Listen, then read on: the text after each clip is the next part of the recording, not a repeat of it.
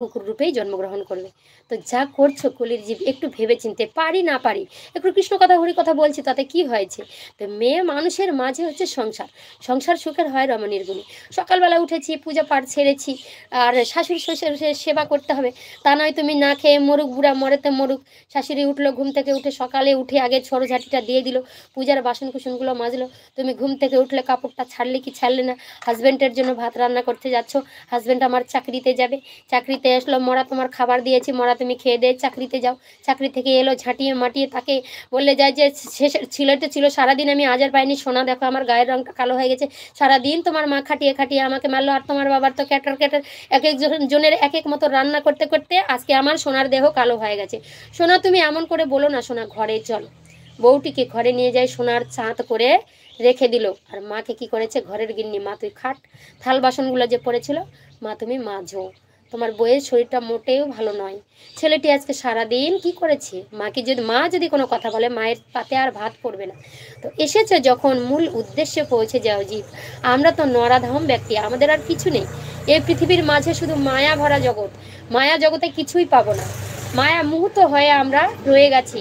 মূল উদ্দেশ্যে, মূল উদ্দেশ্যে যদি পৌঁছে যেতে পারি তাহলে আমাদের জীবনের আর কোনো লক্ষ্য থাকে না।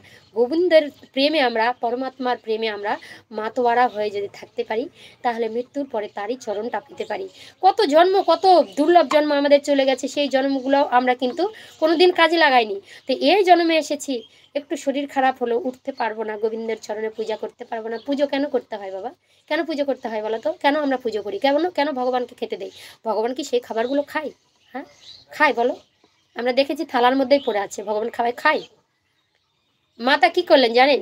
এই যে সারদা মা বলেছেন ভগবান খায় না, শুষ্ক দৃষ্টি নিক্ষেপ করেন ভক্তের পিছনে। কেন? ভক্তের কতটা ভক্তি আছে আমার প্রতি, সেই ভক্তটাকে, ভক্তের ভক্তিটাকে খায়। ভক্ত যদি ভক্তিভাবে কোনো কিছু দেয় সেটাকে গ্রহণ করে। তো এই হচ্ছে মানুষের জীবনের ধর্ম। তো মানুষকে চলতে গেলে না একটি সঠিক পথেই চলতে হয়। তো এখানে আমি দেখেছি চোখের সামনে কিছুদিন আগে একটি বৃদ্ধ মা, আমার জেঠি শাশুড়ি হবে, গ্রাম সম্পর্কে আমাদের কেউ না। তো এতদিন থেকে পড়েছিল, 3টি নাতি আছে, তো চুপি চুপি বলছি তোমাদেরকে, 3টি নাতি আছে, ছেলে আছে 2টি, তো একটি ছেলে মারা গেছে, একটি ছেলে আছে, মায়ের পাতে ভাত দেয় না, অনেক দিন ধরে বেকার ভাতা পেত। তো বেকার ভাতার টাকাগুলো কোথায় রেখেছে, নিজে একটা কোনো জায়গায় রাখতো যে আমার তো ভবিষ্যৎ আছে কোনো। তো বেকার ভাতার টাকাগুলো কিন্তু ধীরে ধীরে একখানে রাখে, কাউকে বলে না।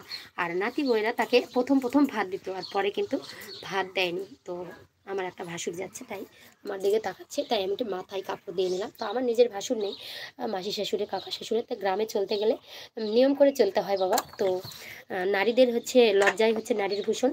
তো নারীকে সবসময় সংযত থাকতে হয়। তো ভাসুর আমাকে খুব ভালোবাসে, বৌমা যখনই দেখে মাথায় কাপড় দেয় লোকের সঙ্গে কথা বলে। তা আমি বলিনি যে আমি আহ্লাদে গদগদ হয়ে গেলাম, তো যেটা আমাদের কর্তব্য সেটা আমাদেরকে করতেই হবে।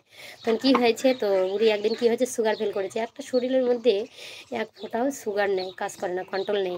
তখন কী হলো, বুড়িকে হাসপাতালে পাঠানো হলো, জেঠমাকে হাসপাতালে পাঠিয়ে দিল। এদিকে হাসপাতালে নিয়ে গেছে ছেলেটার বউটা যে ভাত দেয় না, আর নাতিনি বউ নাতি শুধু সারা ঘর খুঁজতে খুঁজতে, যা টোপলা টাম টোপলা ছিল, বুড়ি একা একাই খেত, রেশনের দোকানের চাল পেত।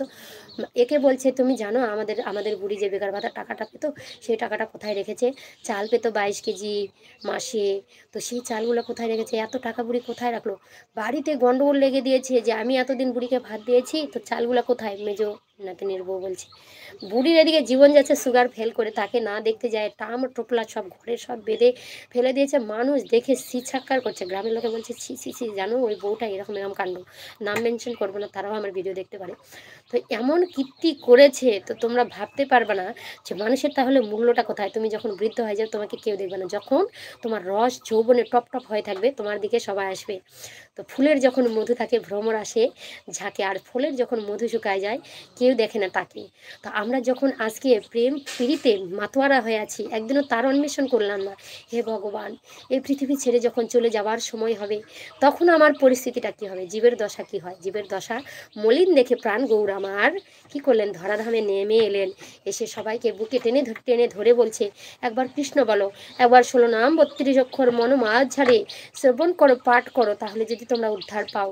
হে কলির জীব একবার কৃষ্ণ বলো, হরের নাম হরে নাম ওইব কেবলম কোলেও নাস্তব্য নাস্তব্য গতির অন্যথা। হরিনাম ছাড়া জীবের কোনো গতি নেই।